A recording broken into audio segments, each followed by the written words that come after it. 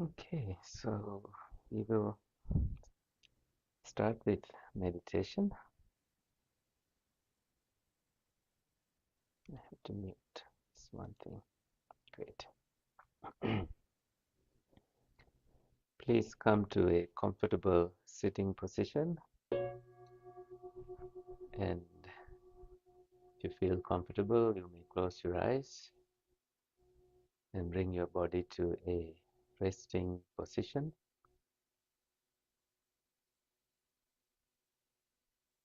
And hear the birds chirping and the sound of the gong fading away.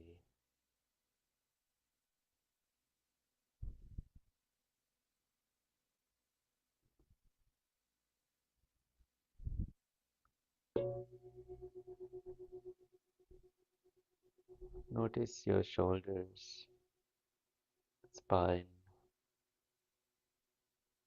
the facial expressions.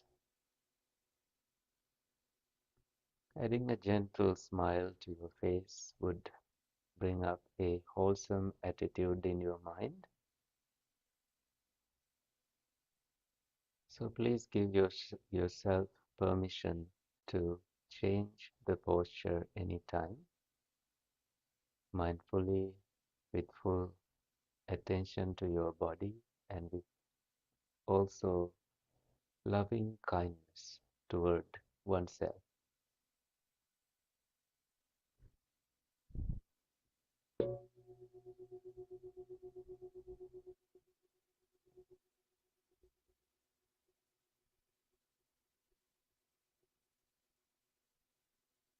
Now we transcend any worries and troubles from this day, this past week.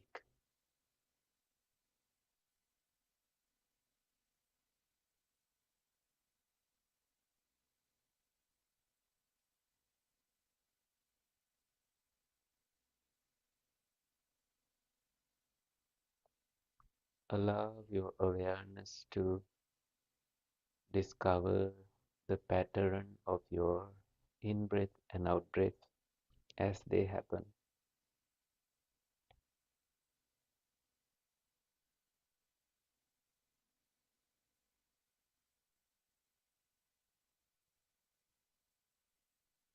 So anchored there in your breath coming in and breath going out,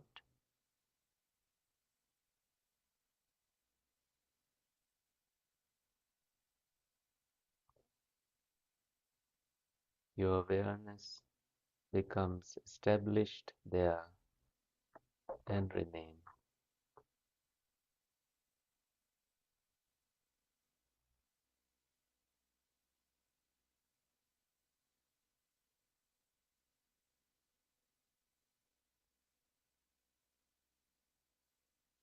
All you have to do is to know what is wholesome and what is unwholesome,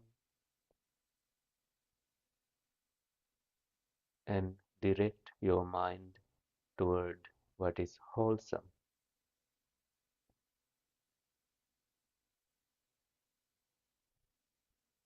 by simply being with your breath. You are able to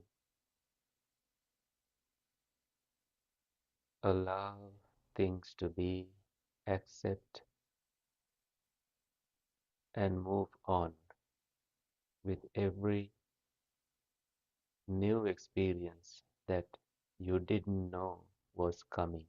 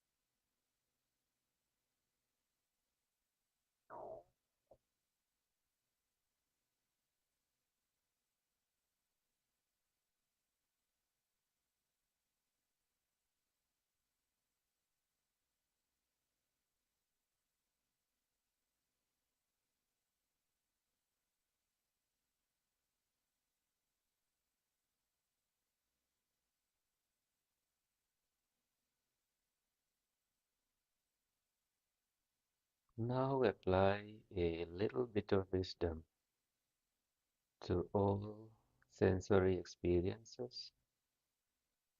In the seen, there is only the seen. In the heard, there is only the heard. In the felt, there is only the felt. In the thought or cognized, there is only that. There is no you, there is no story building. They just fade away into the unknown.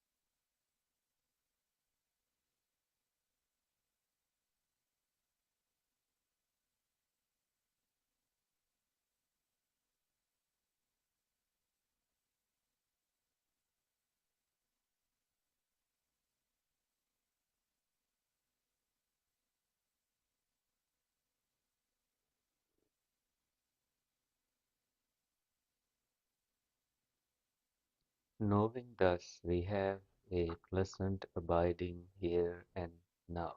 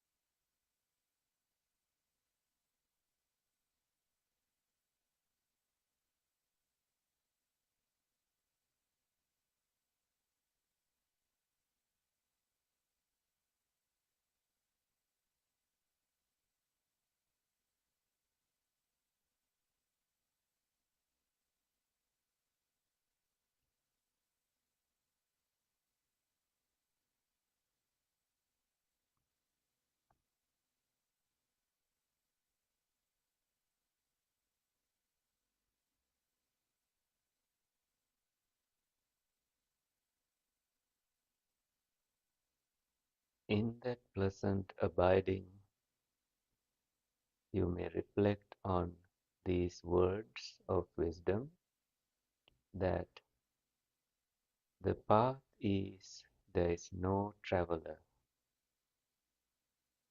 Liberation is there is no one enters into it.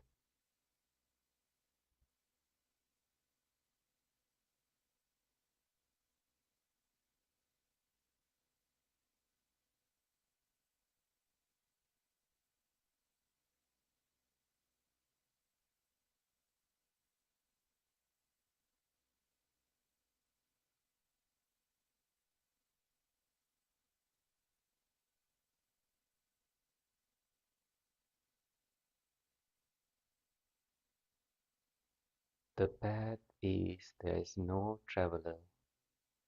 Liberation is, but there is no one enters into it.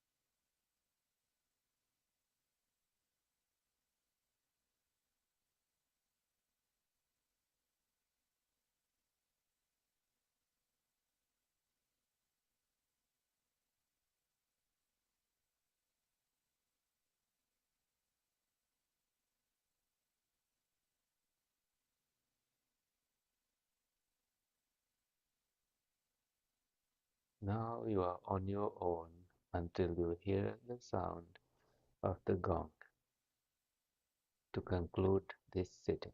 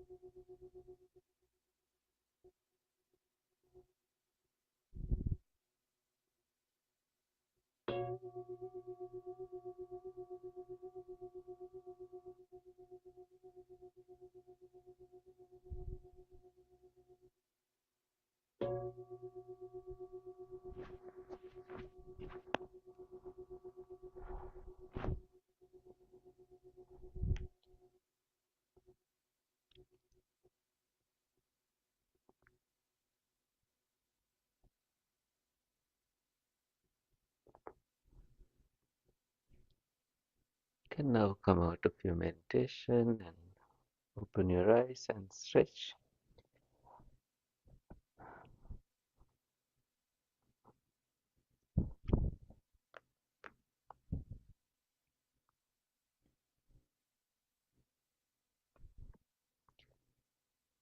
So we have the reading part for today. This is from the Mahā Saccaka Sutta, the middle length discourses of the Buddha, number 36 out of 152 discourses. This one has the story of the Buddha's Buddha to be's self-mortification experience, his personal experience. And since this is the month about his awakening that we celebrate in every place, I thought we can read this part together and discuss and see how he discovered the middle path. So let us read, and let me share the screen before we read.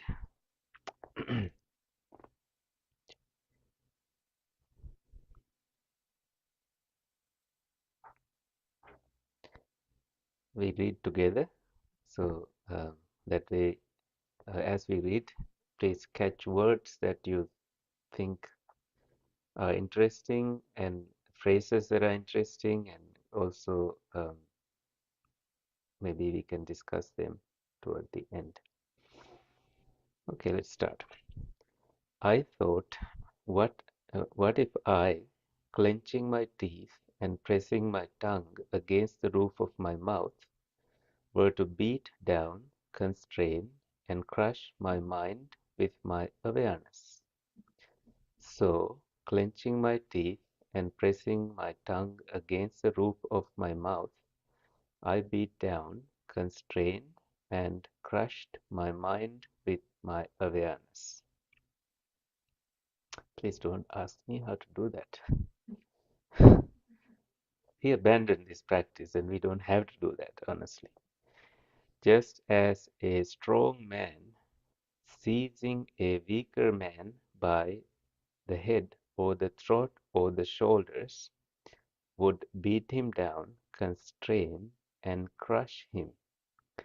In the same way, I beat down, constrained, and crushed my mind with my awareness. As I did so, sweat poured from my armpits, and although tireless persistence was aroused in me, and unmuddled mindfulness established, my body was aroused and uncalm because of the painful exertion, being harassed by the exertion, by the painful feeling that arose in this way, did not invade my mind or remain. So his body was affected, but the mind was not. So that means he was talking about how both the how recluses those days were developing the body, not the mind, and some focused only on the mind and gave up later.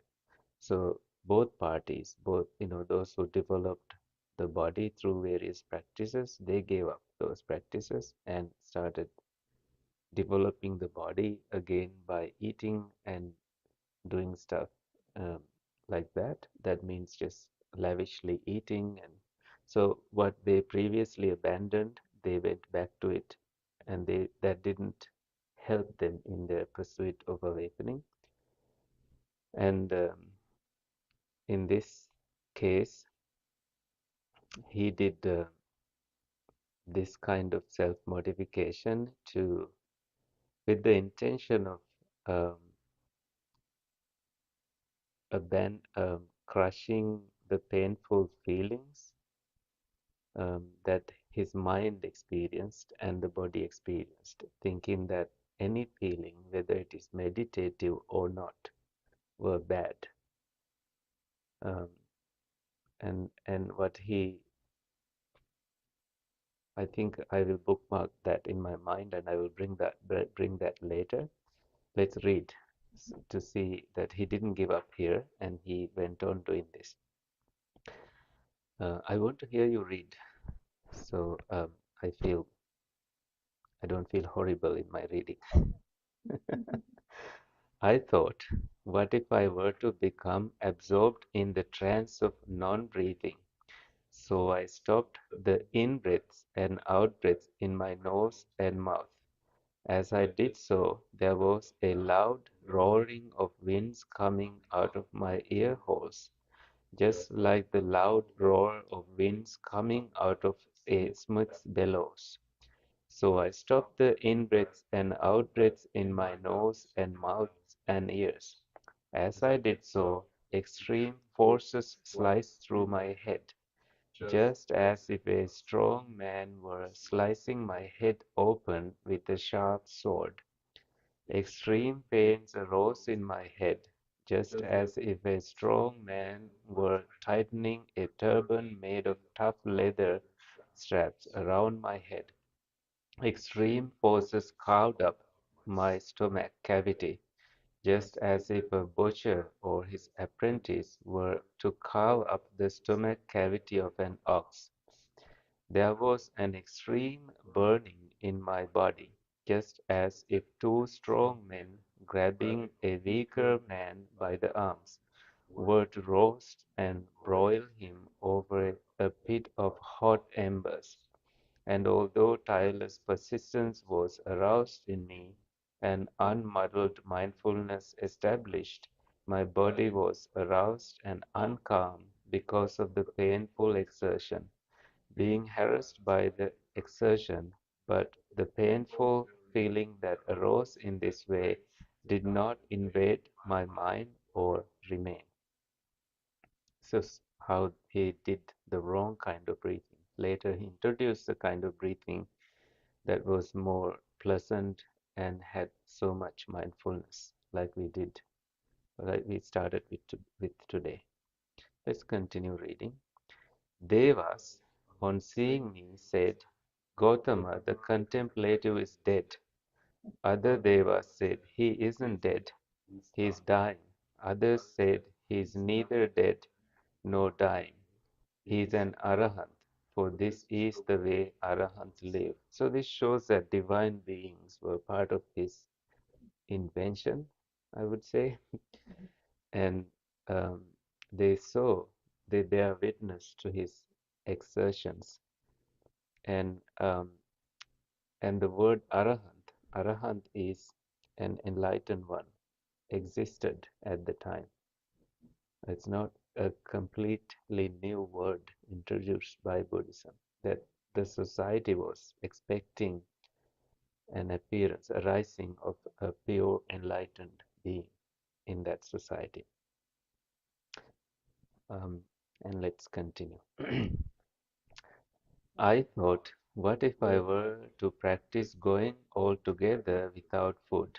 Then Devas came to me and said, Dear sir, please don't practice going altogether without food.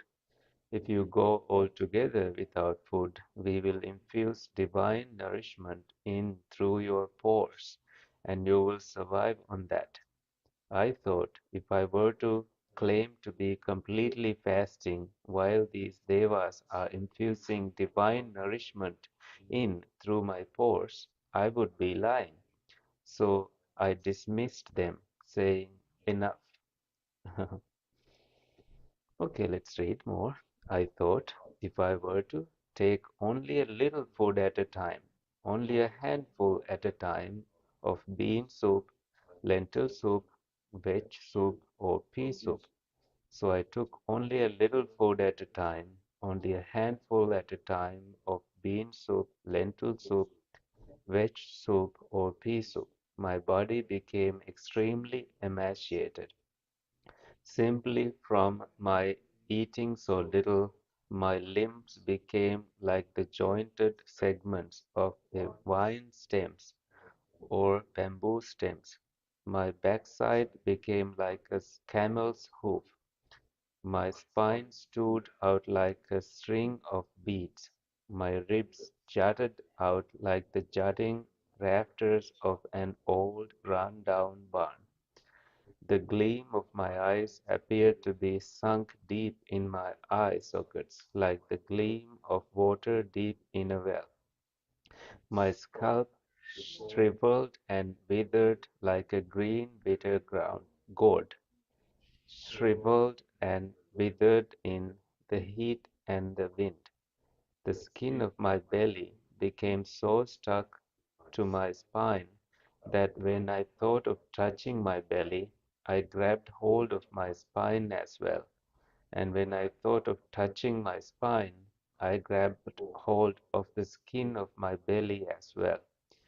If I urinated or defecated, I fell over my face right there, simply from my eating so little. If I tried to ease my body by rubbing my limbs with my hands, the hair rotted at its roots, fell from my body as I rubbed, simply from eating so little. So he's saying, don't do this. So let's continue reading.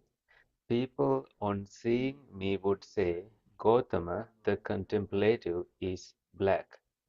Other people would say, Gautama, the contemplative, isn't black, he is brown. Others would say, Gautama, the contemplative, is neither black nor brown. He is golden skinned. So much had the clear, bright color of my skin deteriorated, simply from eating so little. So, contemplative is the word for Shramana or Samana in Pali, a famous, well, common word for recluses who do contemplative practices those days. Let's continue reading. I thought, whatever contemplative or Brahmins in the past have felt painful, racking, piercing feelings due to this striving, this is the utmost. None have been greater than this. Whatever contemplative or Brahmins in the future will feel painful, racking, piercing feeling due to their striving, this is the utmost. None will be greater than this. Whatever contemplatives or Brahmins in the present are feeling painful, racking, piercing feelings due to their striving, this is the utmost. None is greater than this. But with this racking practice of austerities, I haven't attained any superior human state, any distinction in knowledge or vision worthy of the noble ones. Could there be another path to awakening? So that's the end of today's reading. And I've added a little bit, just a couple of lines from another reading I did. And this says, the painful, this is from Venerable Narada, Sri Lankan monk, who wrote about, what's the book's name? This is Buddhism in a Nutshell. So about this experience, he says, the painful, unsuccessful austerities which he strenuously practiced proved absolutely futile. He was now fully convinced through personal experience of the utter futility of self-mortification, which weakened his body and resulted in lassitude of spirit.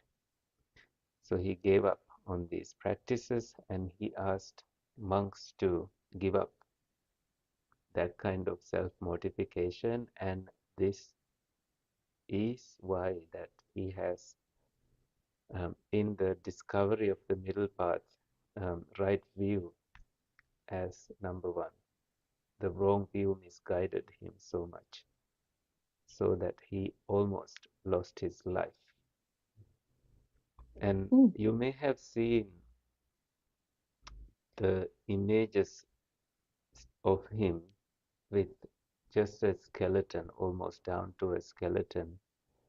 And this is in Asian mindset, this brings so much samvega, the urgency in their hearts that he went through this for us, like the way they look at Jesus Christ, that image, he went through that to free us from suffering. And and that people would offer flowers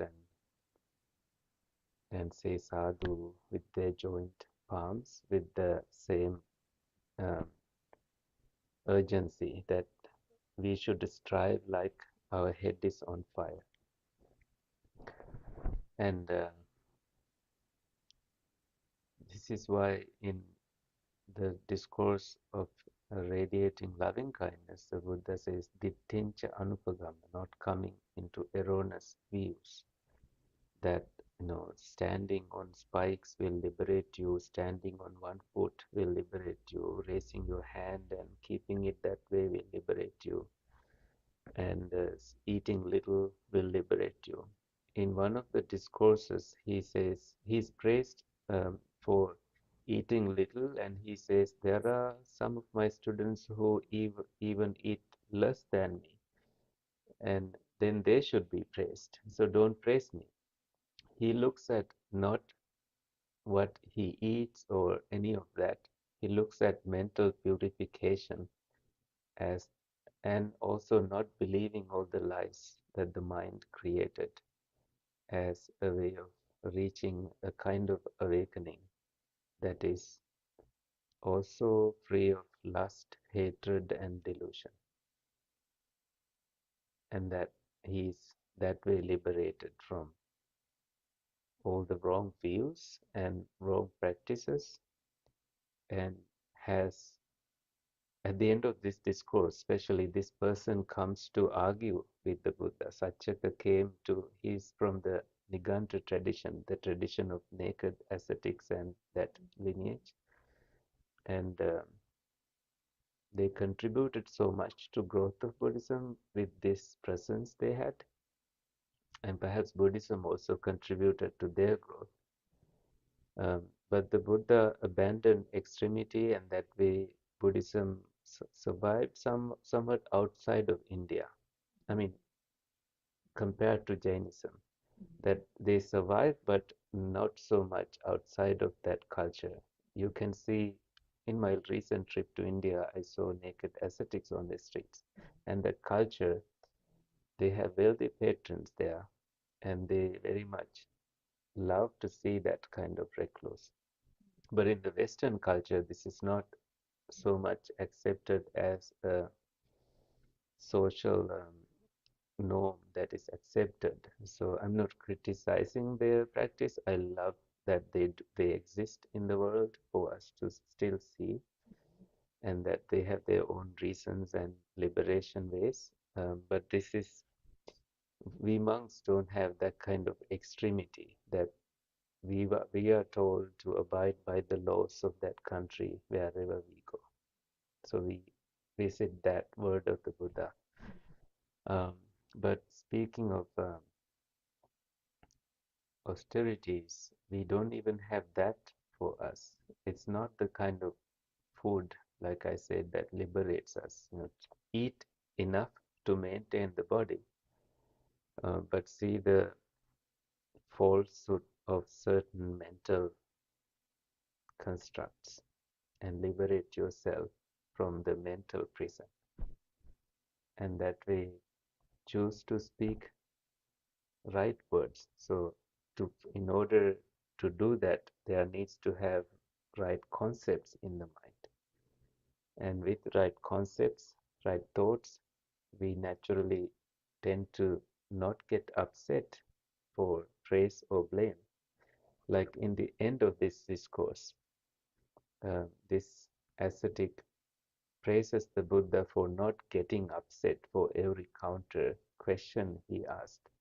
what he says is that it's a long discourse, but toward the end he says, other teachers were very angry when I asked these questions, and he names a few, but your skin color did not change. And this is a sign that the Buddha not only speaks this Dhamma, but he lives by it. That when he says he's not provoked, his mind is not provoked by anger, others cannot know. He says others are involved with him. He's never involved with the world. World is involved with him, but he's never involved with the world. Um, and it is speaking of that mental purity he gained. Um, and he he simply says it's if someone tries to put anger into his mind, it is like someone trying to give a gift to him, and he would say if he doesn't need that gift, it belongs to the giver of the gift. So no one can give him that kind of gift of anger. It's just like that. It just disappears.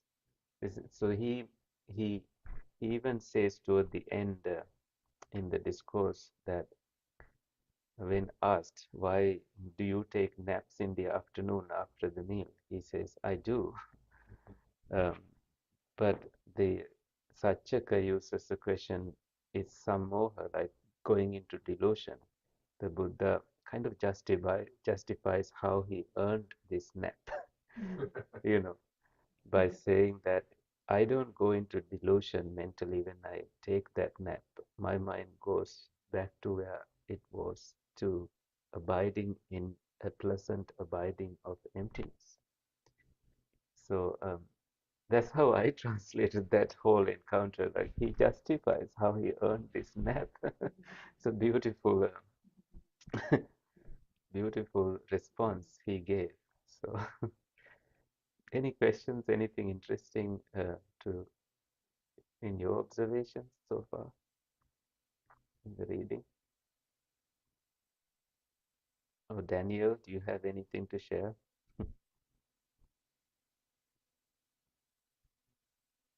Okay. Yeah, yeah, it is. Right. Yeah.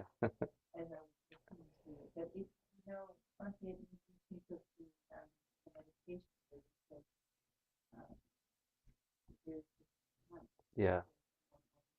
Right. No one enters.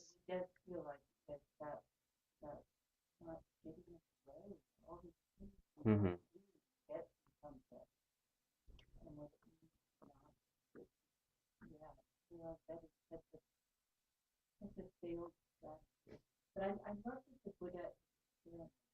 Hmm.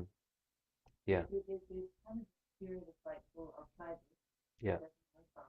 Yeah. Yeah. Um,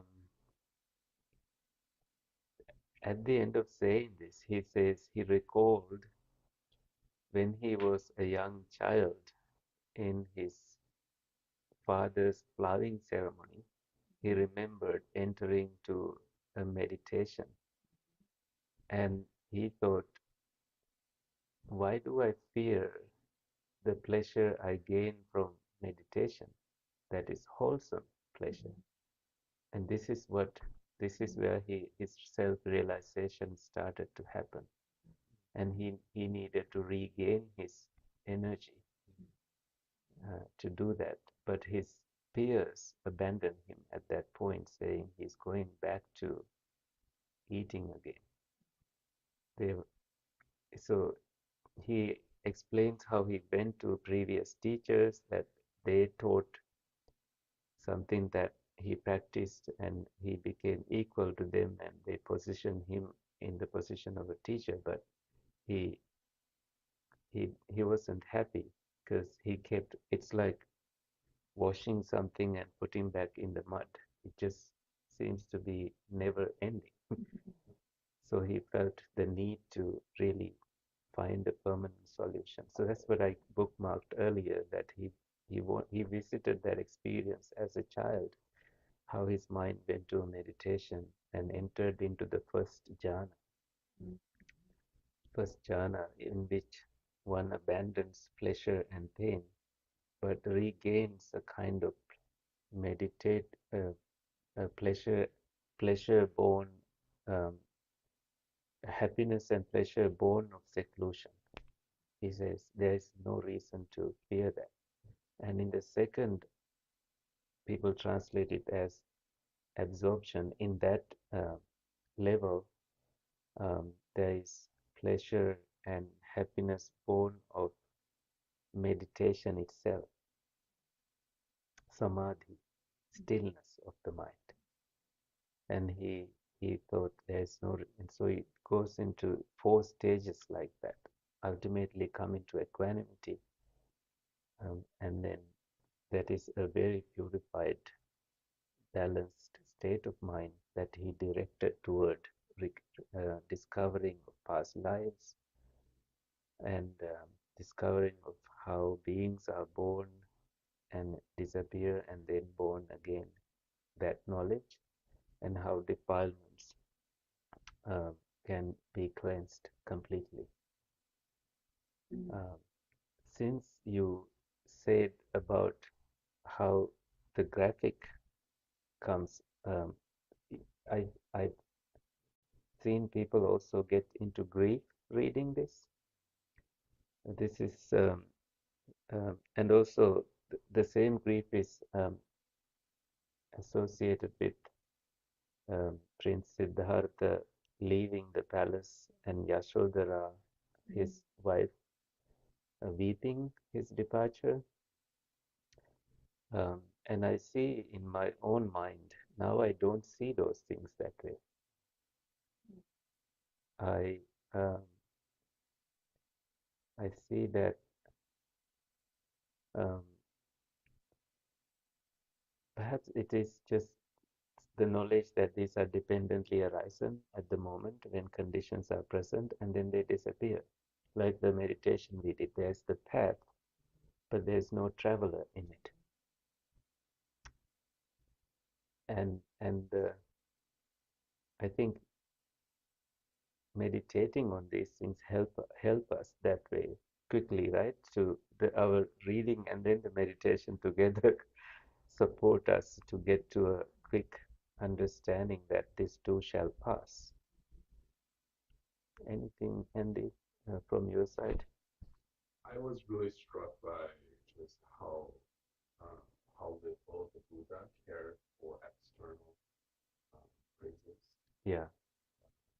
With the devas or coming, and his austerity was in a way, it was some people's eyes like decorations that adorned that testified the depth of his spiritual achievement. But the Buddha was just brutally honest with himself. Yeah. It's like I'm not arrested. Yeah. Yeah. Liberated. Mm-hmm. And so he just, at the end of the sutra, just like there has to be another way. And he's just so honest, like brutally like honest. experimentation. Like like a scientist, like an inquirer. Yeah. Doesn't stop at other people's recognition. Right. Only if he himself is not. Exactly. If it is not coming from his own heart, and he knows it's not genuine. And in his first sermon, he says, until he discovered the 4 truths, that there is suffering and the arising of suffering due to craving and the cessation of it and this eightfold path, he did not declare that he has awakened to the truth. Coupled with that was the knowledge of the dependently arising dhammas and the cessation of the dhammas. Also, he was not focused on the external beauty of his body in this encounter. That's, like sometimes no one would want to go through that kind of suffering, because any time he could have had a heart attack and died. Fortunately, he had a youth where he practiced martial arts at home, and perhaps his body was able to withstand this kind of torture, uh, which saved him for us to the world. That is there. So, yeah, this is brutally honest too. That he says his inner heart that he did not want to be labeled an arahant, uh, an awakened one, because he knew he was not. This was a painful, very, very painful place to be. Any movement that he did, even blinking of his eyes, must have tortured his body. So he needed both the balance of the body and balance of the mind. And in some discourses, he says, Matanyutaj bhattasmin, come to knowing the quantity of the food you need. Eat one meal a day if you can, and that will be beneficial for you, that you will live without any ailments, without any sickness, because your body just burns what you eat and eat. So just no craving there. And in other discourses, he tasted food, but he had no clinging toward food. Those elements appear. Like I almost want to put these experiences like of him together to say what the Buddha did, because there are books like what the Buddha said. Um, but what did he actually do? What made him him? So it's, these days I'm so fascinated with these stories. At least once a year we visit his Buddhahood. Yeah. Anyway, so anything else? Shall we wrap up? Anything from you, Dan? No, I'm good. Thank you. I was, as Great. usual, it's always very good. A nice combination of the meditation and the story. Thank you. Thank you. Yeah, let's share merits then.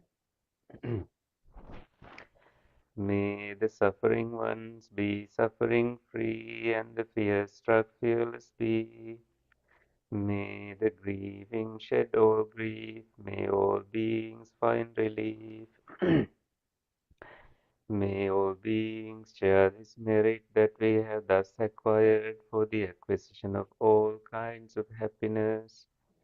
May beings inhabiting space and earth, devas and nagas of mighty power share this merit of ours. May they long protect the teaching. Sadhu, sadhu, sadhu. So have a pleasant abiding this evening. Have Happy a peaceful meditation. week. Have a great weekend also. Thank Okay. you. Take care.